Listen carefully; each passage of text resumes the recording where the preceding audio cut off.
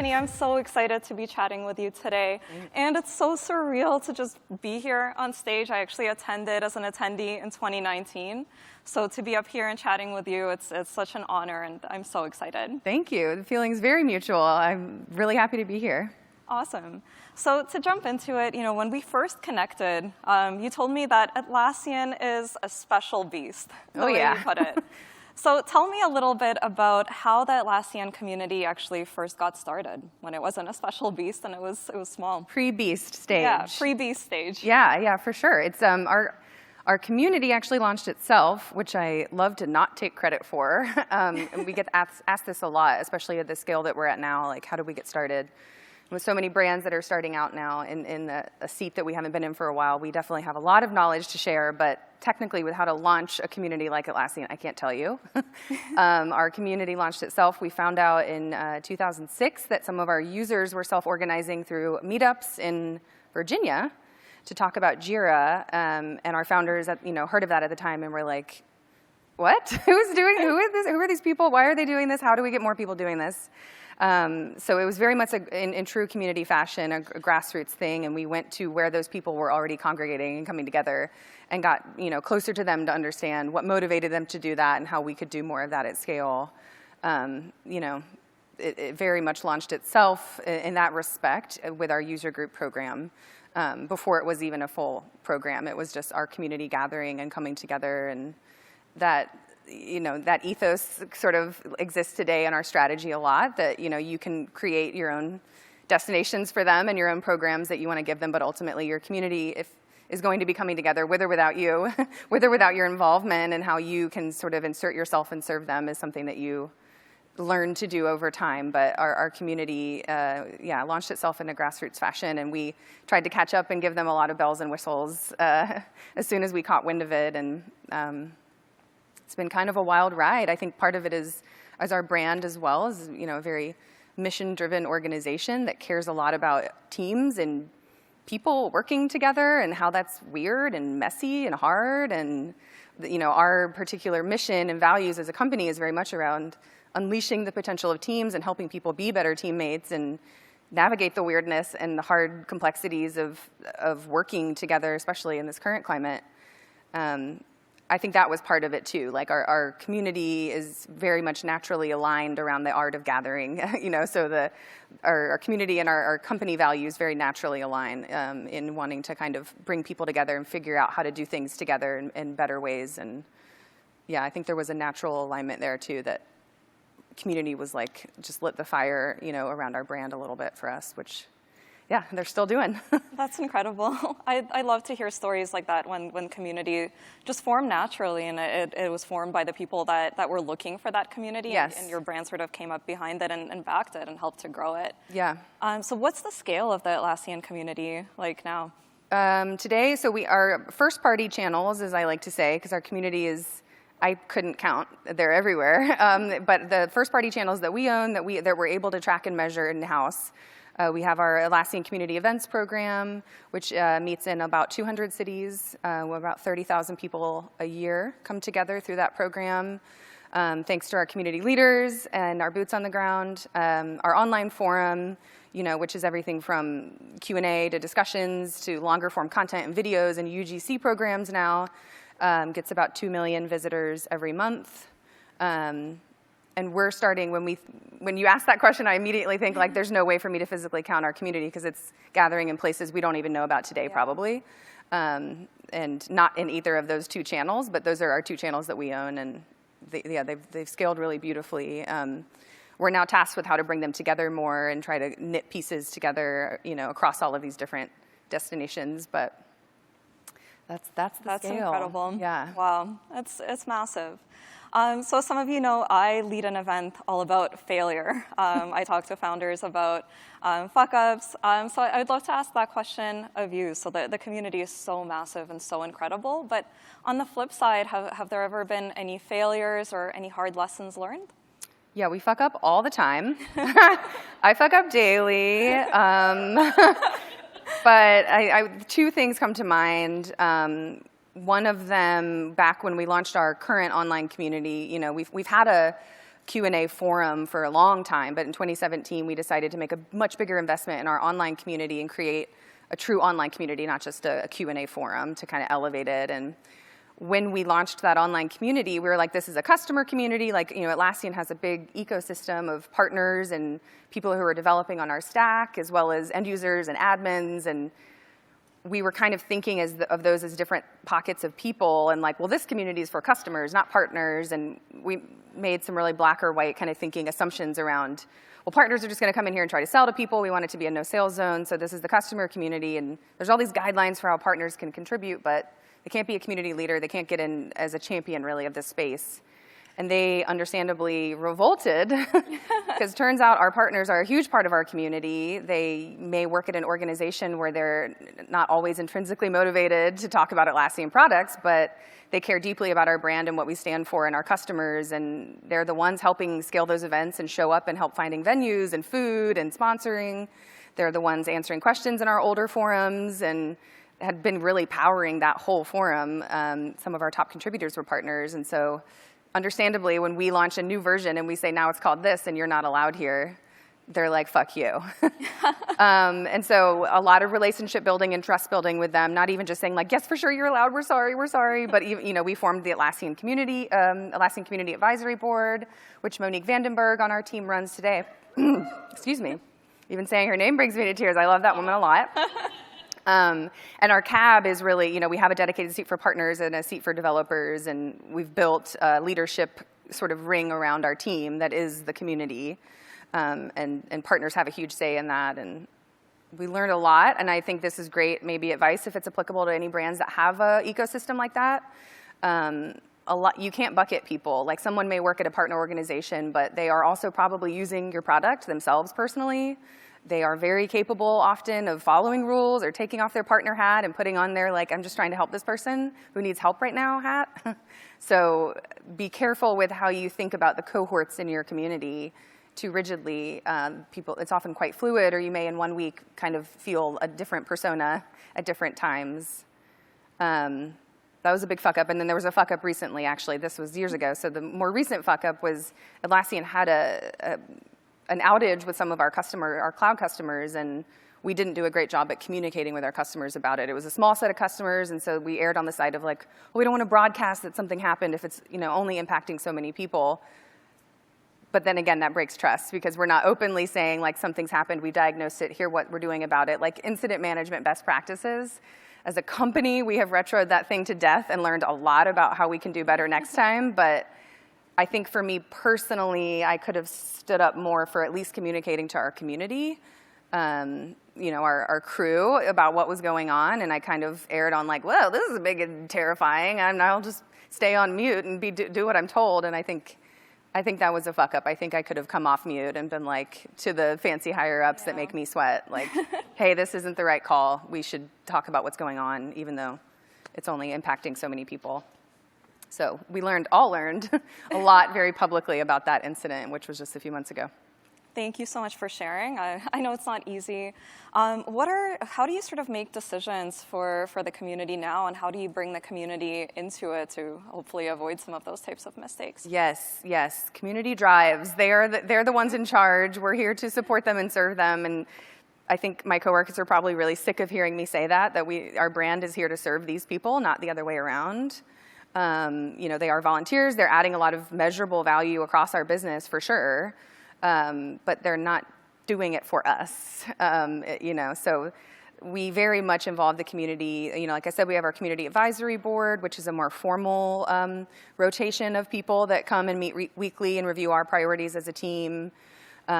We do a lot of surveys, AMAs, and sort of just like open public events and inviting people in the community in to give their feedback there.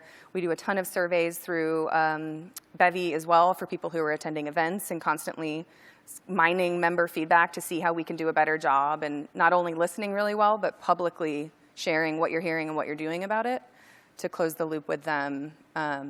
Feels really important, especially after that earlier fuck up with the partners. For sure. Great. What is your North Star metric, and how did you first define your mission, and how do you stick to it? Our North Star is our brand champions, which is a term we use at Atlassian to essentially refer to anyone that is meaningfully engaging with the Atlassian brand anywhere. There's a specific sort of rubric behind that I can't necessarily share, but the idea of a brand champion, which is like written into Atlassian's DNA since before I joined the company in 2014, we've always said we want to build this brand with champions at the core and with fanatical customers at the core. And Atlassian's products have historically had very low sales model, very word of mouth driven. Our prices are on our website. You know, we have a very open kind of flywheel around our products, first party, second party apps, and those champions have been a critical part of our company's DNA for a long time. So it's a very natural fit for us to say, like, that's what our team is here to do then, is to go find more of those people and serve them and empower them and engage them. So brand champions is our North Star, and the way that we think about building them is very much in a, how can we go find anyone that's engaging with our brand today and make their lives easier, make them more successful, or help them achieve what it is they're trying to achieve, whether that's becoming famous on YouTube or earning a certain status around answering technical questions in Stack Overflow or our online forum, or launching and hosting events in your local city because you're a great party planner, you know, whatever it is that's important and meaningful to those people. And we have a set of archetypes built around the different types of champions that we want to know and serve and create programs to help. And so that's kind of like the broad North Star that holds a lot of different programs and activities mapped to helping those people be more successful and hopefully articulate, you know, sort of tie that success back to the fact that they're a part of this community, and we're not just kind of forcing them all to say, like, community MAU, or community. We fell into that trap for several years of community MAU. It's all about the number of people logging into our online community. I don't know if Rich Millington's in the audience, but he, many years ago, talked a lot about the, like, don't get stuck in the community MAU trap, and we were totally in that for a while, and that's a metric to measure the health of a forum, one of the destinations that our community gathers around, but that's not our North Star. Yeah. North Star is the people in our community and whether or not more of them are becoming more successful thanks to the stuff that we're doing. And I already forget your other two questions. My other question was, you know, like when you do find yourself kind of in that loop of, you know, kind of losing track of your North Star, how do you sort of go back to it and how do you stick to that mission? Yeah. Okay, I'll give a disclaimer that Atlassian's in a unique place in our journey and with our company's mission, and our leadership is so bought into community, and brand champions have been, like I said, part of our company strategy and North Star almost as a company for so long. So I'm currently at a state in the game where we're not, as a team, having to prove ROI. I know this goes against like half of the talks at this conference. I think it was really important for a while for us to prove the value of community that way and prove the ROI of these programs. I got stuck in that trap too of like, oh, okay, if the company says CSAT is the biggest goal, then I'm going to prove how community. That's our goal is CSAT, and we're going to get in line as soldiers against the fight against better CSAT. But then you end up just building a lot of programs that only serve CSAT-oriented things in one persona in your broader community, and you're not really nurturing all of them. Some of them don't give a shit about your products. They just really love your brand and what it stands for. So I definitely have been through a path of like, I'm just trying so hard to prove the value to everyone in this company against whatever metrics they have defined by success. So going to the head of support and proving how we can reduce case deflection and support costs, and going to the head of marketing and say, this is a customer acquisition channel and this is the revenue we're driving. That was a part of our journey for sure. But now where I'm at and where we're at as a team is we're able to say, like, that stuff will all come as a benefit to us building more champions of our brand and understanding who these people are, and like really giving them a ton of nurturing and programs and support and enablement to do whatever it is they're trying to do that is tied to the Atlassian brand in that way.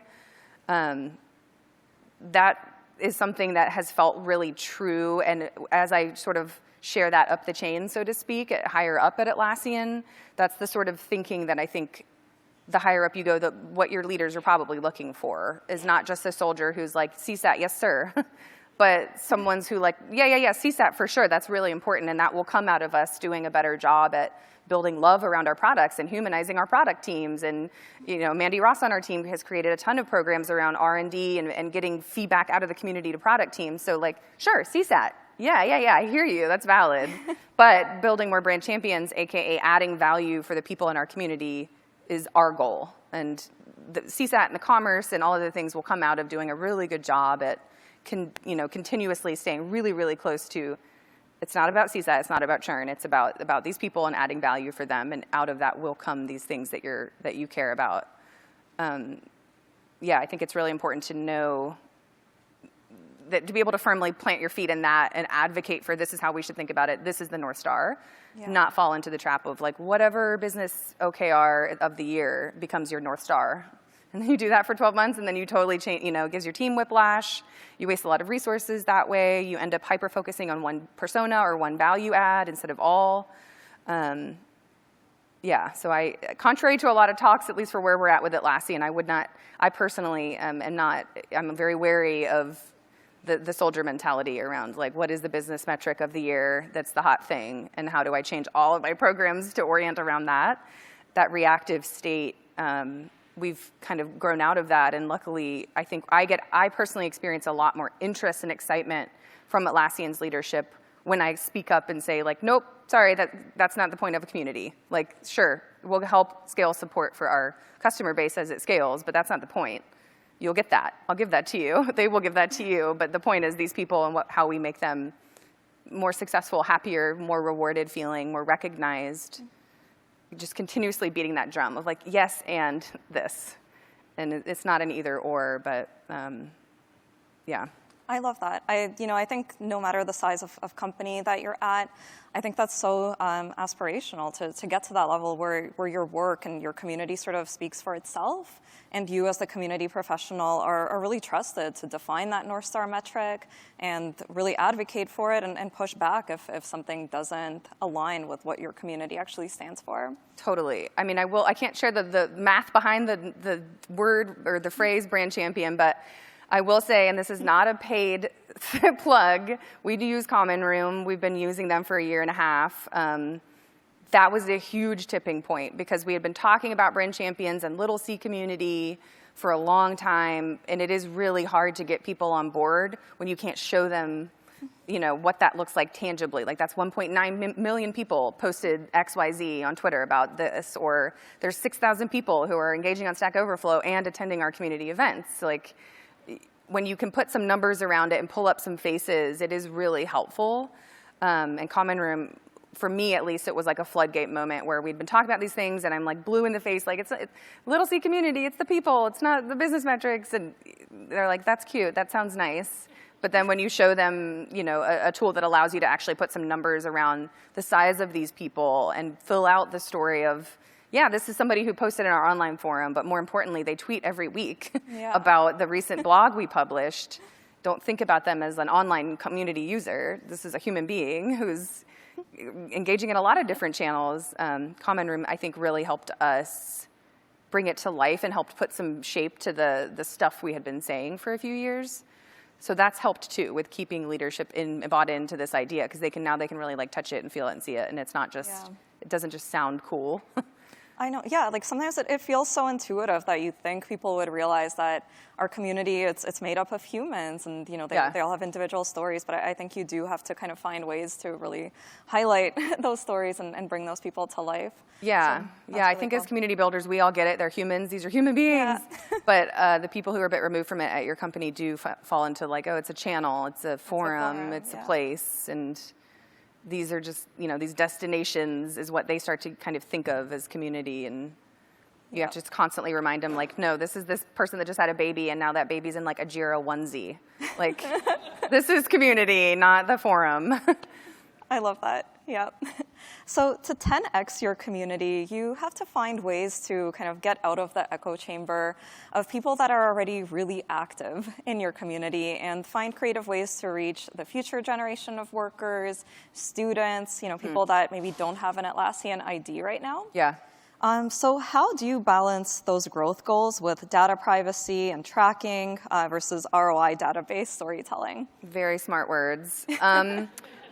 It's a big question. It is, but it's a juicy one, because I think, again, to bring it back to the ROI thing, If you're being demanded to prove ROI, then yeah, like laser focused on building out some measurable programs that you can tie back to your customer database. Like, okay, these people, 10,000 people who engaged in our community last month spent blah, blah, blah more, used blah, blah, blah more features. Like, telling the ROI story, you know, is tied to the ability to authenticate someone as a user of your products.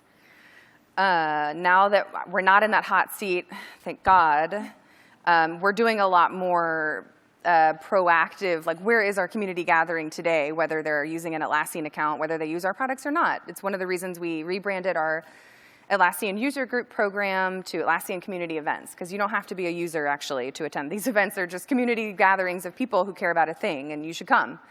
So similarly, you know, when we think about who are those people, and this is real, like we have people launching YouTube channels. Jimmy Talks Jira, Jimmy Seddon, he lives in Ontario, he's an amazing human.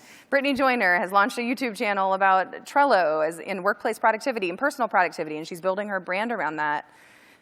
They're engaging on YouTube. That's where some of them are engaging more, like launching channels and creating constant video content about us on YouTube, on TikTok.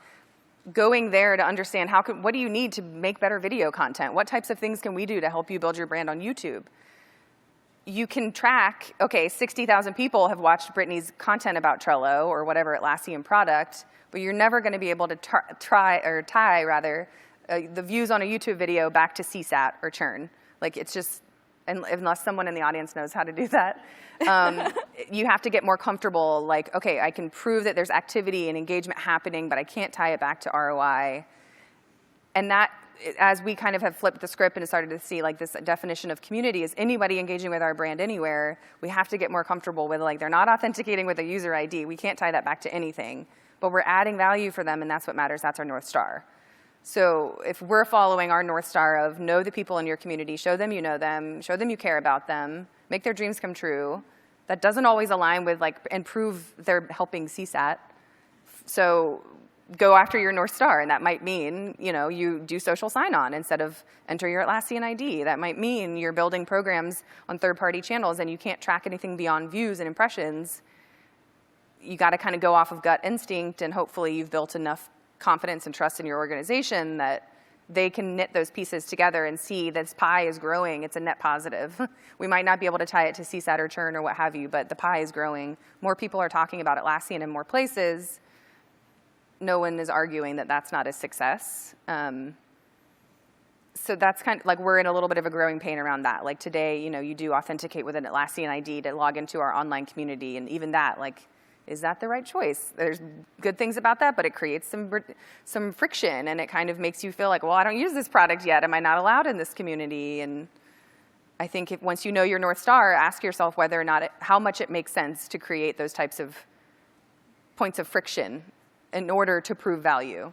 If it's more important for you to connect with more customers than proving value, improving yourself internally, you'll start to build, I think, more of these accessible programs on more channels.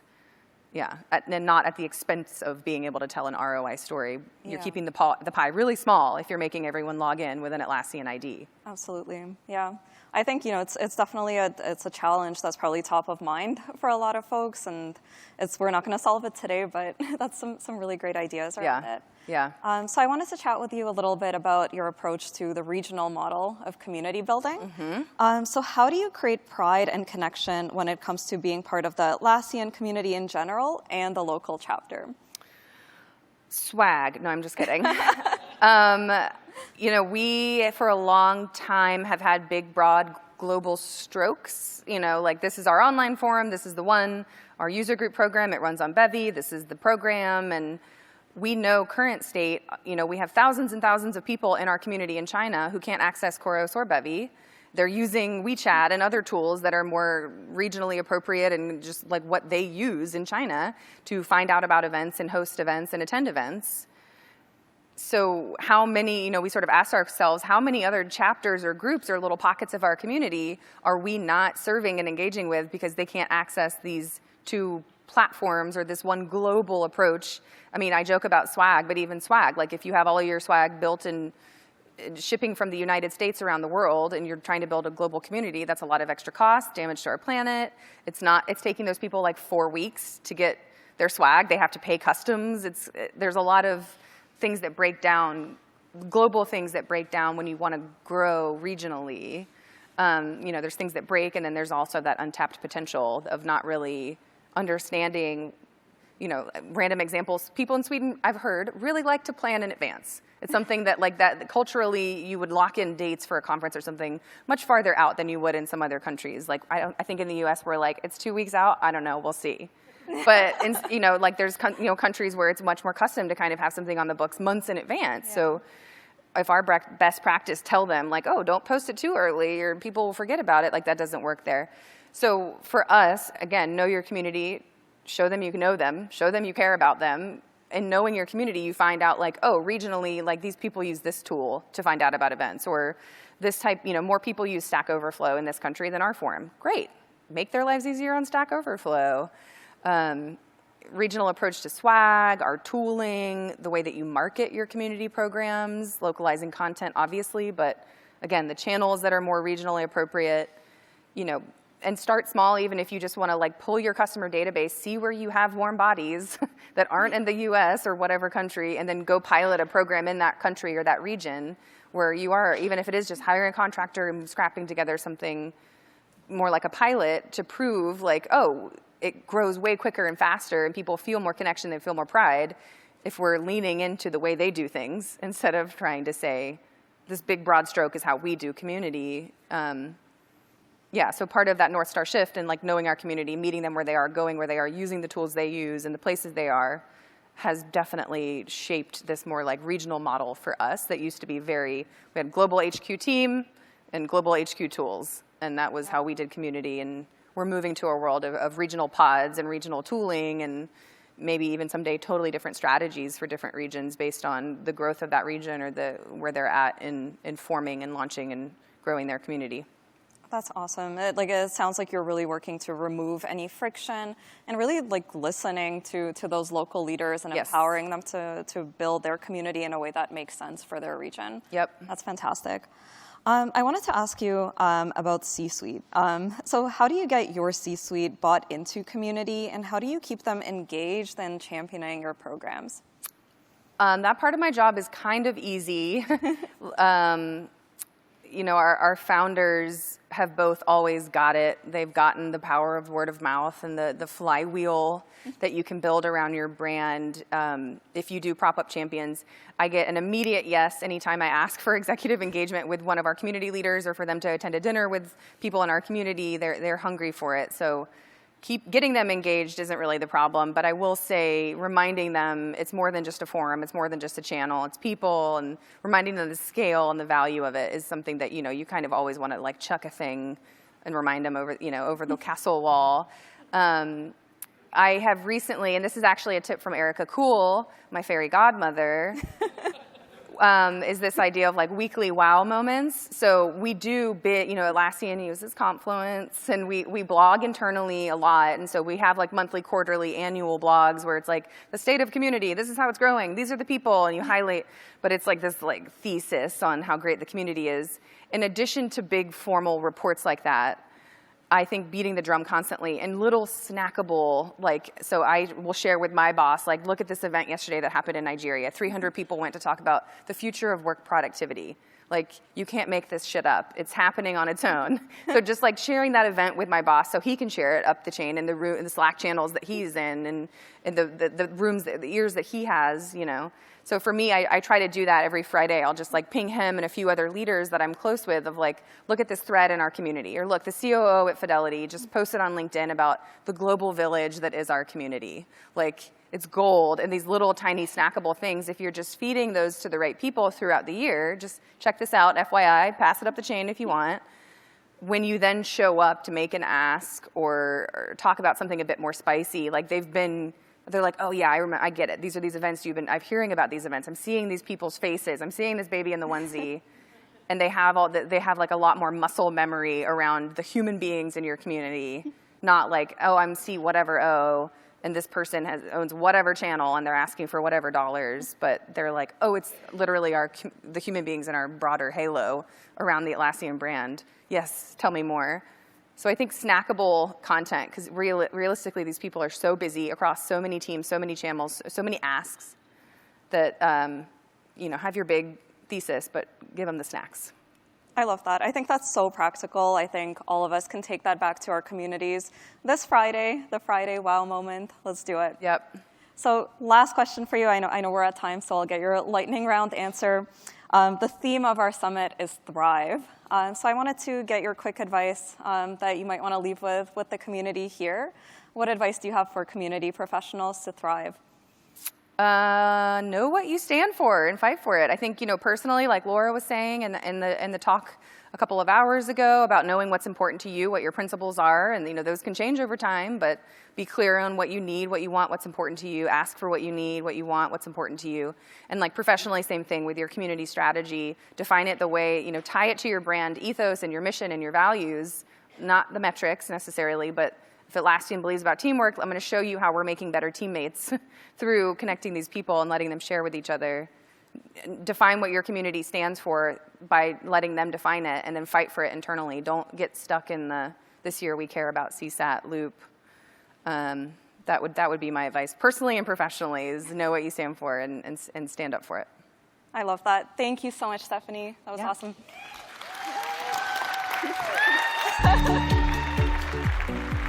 Queens, wonderful work, Queens.